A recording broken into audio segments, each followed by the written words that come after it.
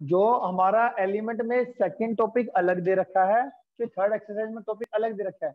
NCERT हमारा अभी मैं सेकंड टॉपिक कर रहा हूँ मल्टीप्लिकेटिव लॉ ऑफ प्रोबेबिलिटी, और थर्ड है इंडिपेंडेंट इवेंट। मैं दोनों आज मिक्स करवा देता हूँ और उसका बेसिक समझा देता हूँ आपको। फिर भी सबसे पहले मैं सिखा रहा हूँ मल्टीप्लिकेटिव लॉ ऑफ प्रोबेबिलिटी क्या होती है।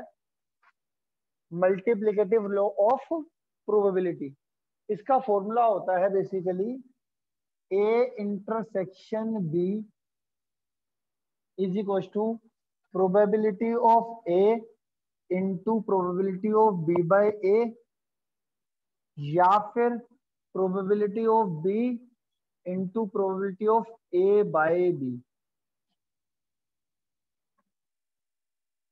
ये इसका फॉर्मूला होता है, बट मैं आपको पूरा इसको समझाता हूँ कि इसका क्या मीनिंग है, कैसे है।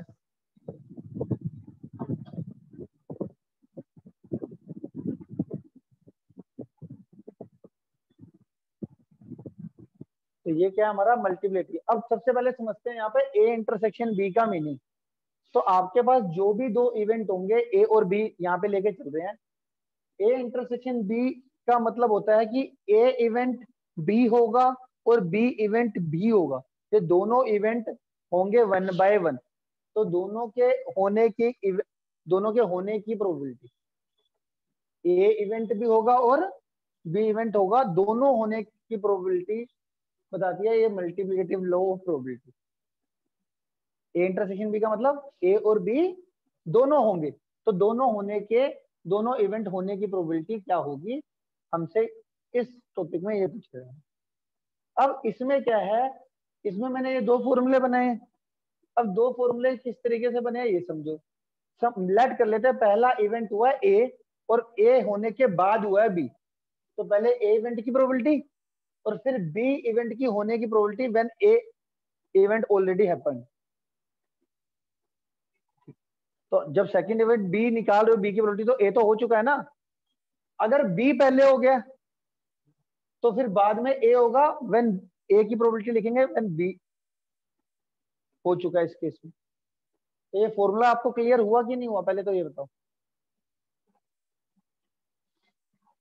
इतना समझ में आया? तो एग्जांपल वन देखो क्या कहता है। A card is drawn from a pack of 52 cards and then a second card is drawn without a replacement. पहले 52 कार्ड में से एक कार्ड निकाला and then a second card is drawn without replacement. Without replacement का मतलब पहला card निकाला, उसको डाला नहीं उसके अंदर, फिर उसको अलग से रखा, फिर दूसरा कार्ड निकाला। What is the probability that both card drawns are queen. पहली कार्ड भी क्वीन आए और दूसरी कार्ड भी क्वीन आए, इसकी प्रोबेबिलिटी निकालनी। तो क्वेश्चन तो समझ में आई गया होगा आपको, ठीक है। अब इसमें मैं क्या कर रहा हूं, इसके अंदर पहले मान लेते हैं ए इवेंट और B event. Solution example one. इसमें मैं ए इवेंट मान लेता हूं, first card drawn is king is queen, sorry,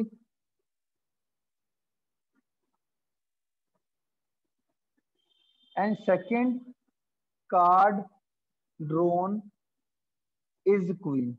पहली कार्ड भी किंग आनी चाहिए थी और दूसरी सॉरी क्वीन आनी चाहिए, और दूसरा वाला कार्ड भी क्वीन आना चाहिए।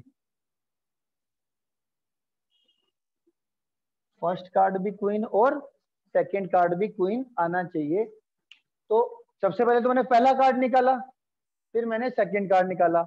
दोनों इवेंट होने चाहिए, ए इवेंट भी होना चाहिए और बी इवेंट भी होना चाहिए। ये दोनों कह रहे हैं ना कि दोनों कार्ड क्वीन के होने चाहिए, तो मतलब ये भी होना, ये भी इवेंट होगा और ये भी इवेंट होगा। तो इसका मतलब मुझे क्या निकालना है, probability of A intersection B निकालना है। Probability of A intersection B में सबसे पहले इवेंट कौन सा होगा, ए इवेंट।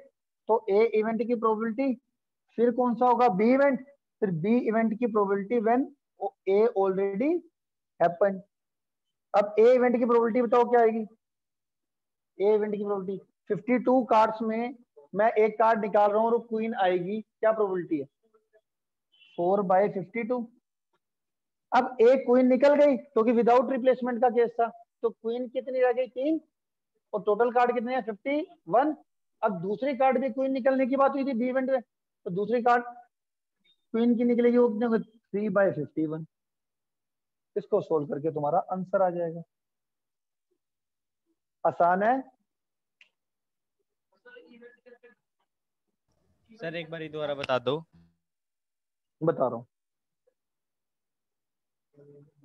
देखो सबसे पहले तो मैं आपको ये बता रहा हूँ मल्टीप्लिकेटिव लॉ ऑफ प्रोबेबिलिटी के अंदर क्या आता है। इसके अंदर एक फॉर्मूला आता है जो मैंने आपको ये बताया। इस फॉर्मूले के अंदर ए इंटरसेक्शन बी का मीनिंग बताया मैंने आपको। ए इंटरसेक्शन बी का मीनिंग होता है जिसमें ए इवेंट और बी इवेंट दोनों होंगे। अगर मैं चाहता हूँ ए इवेंट भी और बी इवेंट दोनों हो, उसकी प्रोबेबिलिटी निकालनी है, तो मतलब हमारे को ए इंटरसेक्शन बी निकालनी है। एग्जाम्पल के तौर पे मैंने माना था फर्स्ट कार्ड एक एक डेक ऑफ 52 कार्ड्स में से मैं फर्स्ट कार्ड निकालूं वो भी क्वीन का है और सेकंड कार्ड मैं निकालूं वो भी क्वीन का है। मतलब ए इवेंट भी चाहते हो जाए और बी इवेंट भी हो जाए, तो मैथमेटिकली इसको क्या रिप्रेजेंट करोगे, ए इंटरसेक्शन बी की प्रोबेबिलिटी निकालने को करेंगे कि पहला कार्ड निकाला वो भी क्वीन आए और दूसरा कार्ड निकाला वो भी क्वीन आए, यही कह रहा है क्वेश्चन। तो पहला कार्ड क्वीन का मतलब ए इवेंट होगा, दूसरा कार्ड क्वीन का बी इवेंट होगा, मतलब ए भी होना चाहिए और बी भी, मतलब ए इंटरसेक्शन बी निकालना है आपने। अब पहले क्या हो रहा है, पहले तो आपको पहला कार्ड निकालना पड़ेगा, तो मतलब ए इवेंट होगा, तो ए इवेंट की प्रोबेबिलिटी। फिर बी इवेंट होगा, अगर दोनों इवेंट ने होने तो पहले ए होगा और देन फिर बी, तो पहले ए इवेंट की प्रोबेबिलिटी फिर बी इवेंट की probability when A already happened. तो ए तो हो चुका है, अब बी की प्रोबेबिलिटी, तो ये हमारा बन गया फॉर्मूला। अब हमारे को निकालनी है कि भैया ये कैसे हुआ है, ये कैसे किया। ए इवेंट की प्रोबेबिलिटी कैसे निकलेगी, पहला कार्ड क्वीन का कैसे निकलेगा, टोटल 52 कार्ड, 4 कार्ड क्वीन के होते हैं 4/52। दूसरी कार्ड अब विदाउट रिप्लेसमेंट का केस था, तो जो पहले फर्स्ट रो के अंदर क्वीन निकली थी उसको तो मैंने रख दिया बाहर, तो टोटल कितने रह गए 51 टोटल कार्ड रह गए और उसमें क्वीन कितनी रह गई 3। अब सेकंड कार्ड क्वीन का निकलेगा, उसकी क्या प्रोबेबिलिटी, कार्ड 3 क्वीन वाले और टोटल 51, 3 × 51 सोल्व करके आंसर वो आ जाएगा 1/221। क्या कहते हो, कोई ऐसा बच्चा है जिसको नहीं समझ में आया। अब इसमें अगर मैं देखूं तो ए इवेंट और बी इवेंट क्या है, डिपेंडेंट इवेंट है। अगर ध्यान से मैं देखूं तो बी ए इवेंट के होने से बी इवेंट पे फर्क पड़ा है, पड़ा है, एकदम पड़ा है। क्यों, क्योंकि यहाँ पे अगर ये वाला इवेंट ना होता तो बी इवेंट की प्रोबेबिलिटी 4/52 आनी थी। तो यहाँ पे ए इवेंट और बी इवेंट डिपेंडेंट इवेंट है। अभी मैं इससे अगले वाला जो टॉपिक कराऊंगा उसमें ए इवेंट, ये सेम ही टॉपिक है, बट उसमें जो ये दो इवेंट ए और बी लेंगे ना वो इंडिपेंडेंट, वो क्या होंगे, अगले अगले टॉपिक का भी थोड़ा सा ब्रीफ दे देता हूँ। सेम फॉर्मूला है इसमें, इसमें तो आता है मल्टीप्लिकेटिव लॉ ऑफ प्रोबेबिलिटी में ये। अब क्योंकि यहाँ पे ए और बी क्या है, डिपेंडेंट इवेंट है। डिपेंडेंट इवेंट कैसे पता चलता है, जब पहले इवेंट के होने से दूसरे की इवेंट की होने की प्रोबेबिलिटी पे कुछ फर्क पड़ रहा है, तब पता चल गया भाई डिपेंडेंट है ये। पहला इवेंट ना होता तो प्रोबेबिलिटी कुछ और होती दूसरे इवेंट की। अगर पहला इवेंट, समझ रहे हो ना, तो एक दूसरे पे असर पाते हैं प्रोबेबिलिटी डिपेंडेंट इवेंट में, ठीक है। इंडिपेंडेंट में ऐसा नहीं होता। Probability of A intersect, independent event में अभी से बताता हूँ फॉर्मूला क्या होता है, A intersection B equal to probability of A into probability of B, सीधे ही होता है इंडिपेंडेंट इवेंट में, क्योंकि इसमें ये इंडिपेंडेंट इवेंट है ए इवेंट और बी। तो इंडिपेंडेंट इवेंट में probability of A intersection B क्या होगा, probability of A into probability of B, simple. हाँ जी, इतना जितना मैंने पढ़ाया किसी बच्चे को कोई दिक्कत, सर किसी बच्चे को 1% नहीं समझ में आता तो दोबारा पूछ लो मुझसे कॉन्सेप्ट। डन। एग्जाम्पल 2 आप खुद करो जरा, देखो आपसे निकल रहा है कि नहीं निकल रहा एग्जाम्पल 2।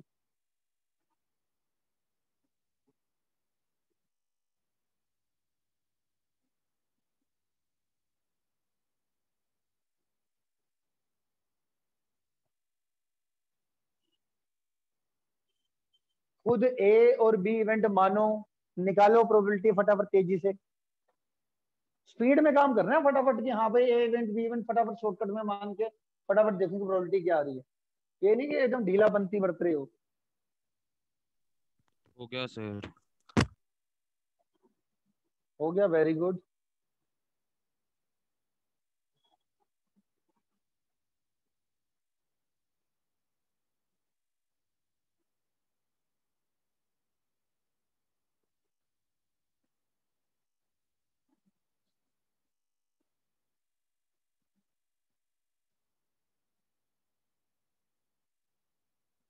शुभम,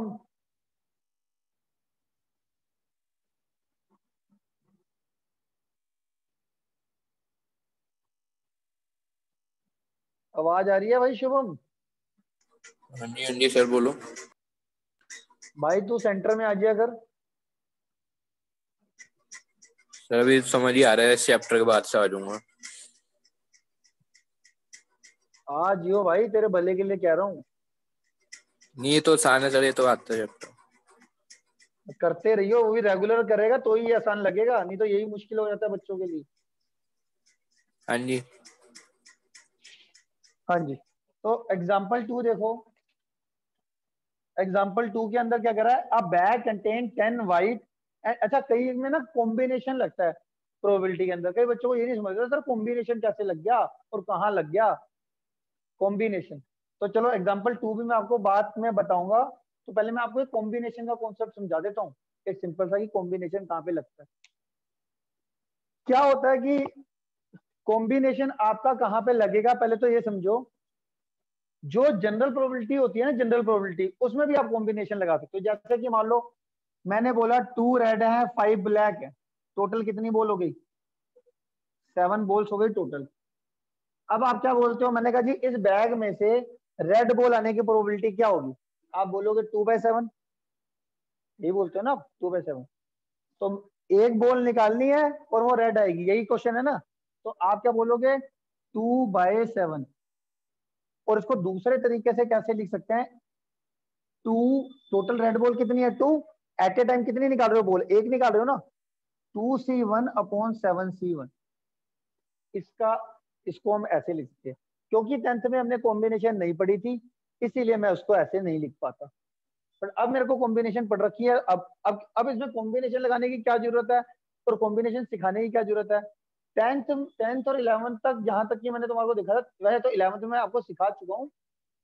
बट अगर मैं आपको कहूं कि मैंने इसमें से 2 बॉलें निकालनी है और एक रेड और एक ब्लैक आई, अब क्या प्रोबेबिलिटी है? तो जिस बच्चे को कॉम्बिनेशन नहीं आएगा वो थोड़ा सा कंफ्यूज हो सकता है। तो रेड बॉल एक निकलनी चाहिए, 2 बॉलें निकाल रहा हूं। तो रेड में एक निकलेगी, टोटल रेड बॉल कितनी है? 2। 2 में से एक रेड बॉल निकलनी चाहिए, 5 में से कोई एक रेड बॉल निकलनी चाहिए, और टोटल 7 में से तो मैंने 2 बॉलें निकालनी है। ठीक है। अगर मैं कहूं जी दोनों की दोनों ब्लैक बॉल निकलनी चाहिए, 2 बॉलें निकालो दोनों ब्लैक, तो ब्लैक कितनी है? 5। 5C2, ये favourable case, total 7C2।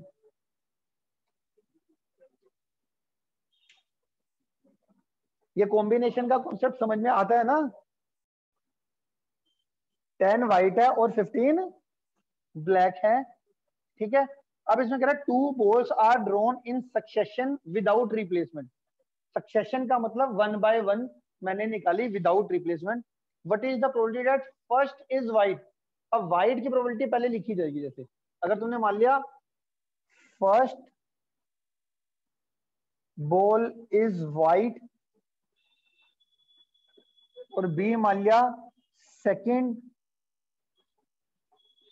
Is black, तो इसके अकॉर्डिंग अगर ये एक दूसरे पे अफेक्ट कर रही है तो probability of A intersection B निकालना है। ए इंटरसेक्शन बी क्या कह रहा है? ये प्रोबेबिलिटी ऑफ फर्स्ट बॉल, पहले वो है ना, पहले तो फर्स्ट बॉल ही निकालोगे, तो probability of A into probability of B when A happened. ठीक हो गया? अब इन दोनों की प्रोबेबिलिटी मेरे को निकालनी है। अब प्रोबेबिलिटी ऑफ ए बताओ क्या कैसे निकलेगी? फर्स्ट बॉल व्हाइट आनी है तो 10C1/15C1। इसको सोल्व करना तो नहीं सिखाना पड़ेगा मेरे को। Probability of B when A happened कितना आएगा बताओ? अब इसमें से एक व्हाइट बॉल निकल गया तो 9 व्हाइट और 15 ब्लैक हो गई।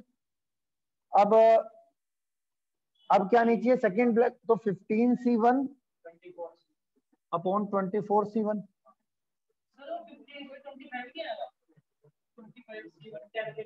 25 आएगा सर उधर। एकदम एकदम टोटल 25C1। तो ये कितना आ जाएगा मेरा 10C के नीचे अगर 1 होता तो 10 ही आता है, फिर 10/25। सी के नीचे 1 है, सी के नीचे 1 है तो 15/20। वैल्यू पुट कर लो 10/25, 15 × 24। सोल्व करके आंसर आ जाएगा।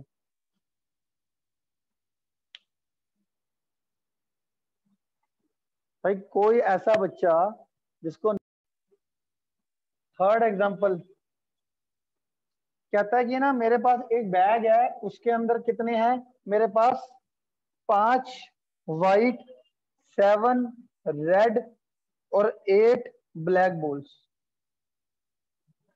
5 वाइट, 7 रेड और 8 ब्लैक बॉल्स है, ठीक है। ये कहता है कि पहली draw, second draw, third draw, fourth draw, 4 draw करे हैं और 4 के 4 ड्रॉ में क्या है वाइट है। मतलब मुझे इन चारों का इंटरसेक्शन निकालना पड़ेगा। पहले ड्रॉ में भी वाइट है, दूसरे ड्रॉ में भी वाइट है, तीसरे ड्रॉ में भी वाइट है और चौथे ड्रॉ में भी वाइट है। इसकी प्रोबेबिलिटी निकालनी।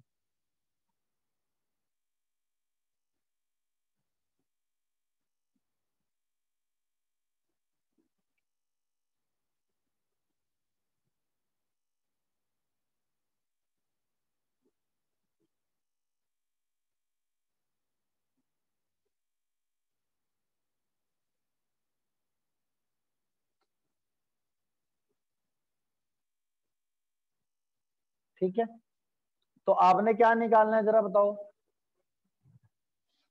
बाय मल्टीप्लिकेटिव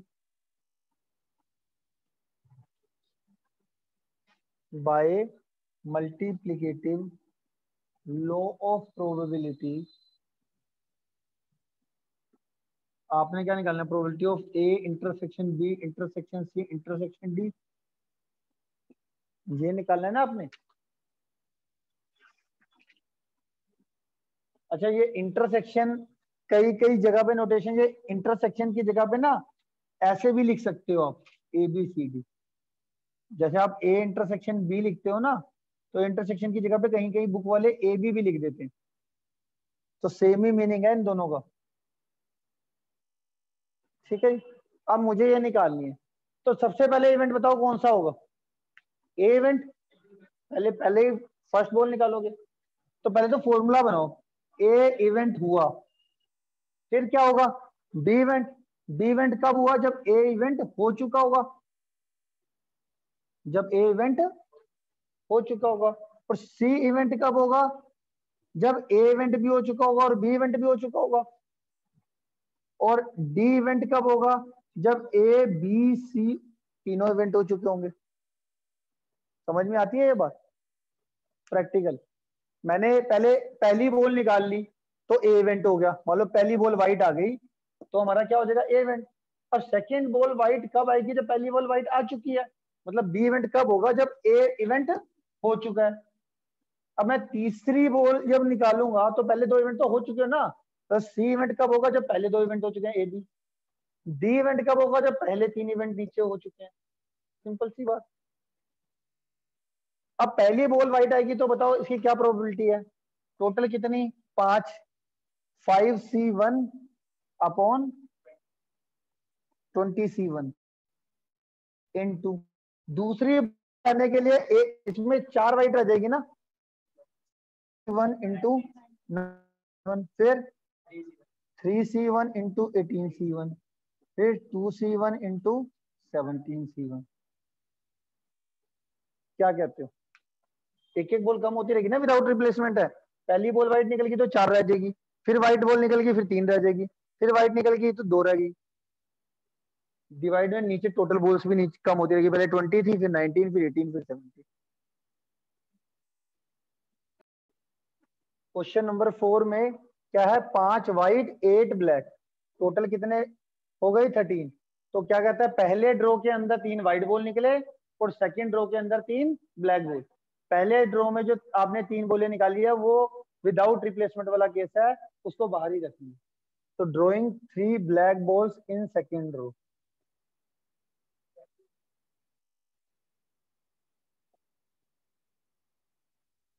तो बहुत ही आसान क्वेश्चन है, ए बाई बी निकालना है।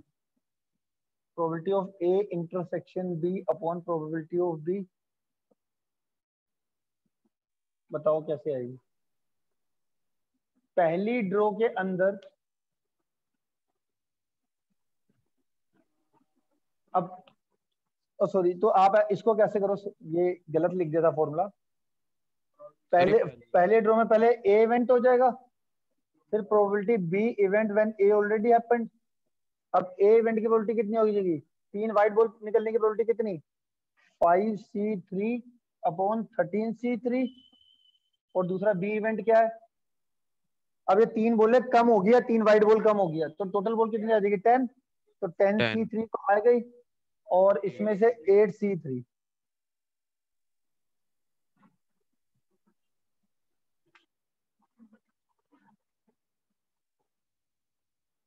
क्या कहते हो, ठीक है, आ गया समझ में। A intersection A section B को ए बी भी लिख सकते हो, ए इंटरसेक्शन बी आएगा, मैंने गलती से ए बाई बी लिख दिया था, इसको ए इंटरसेक्शन बी को आप ए बी भी लिख सकते हो, ठीक है। Yes sir.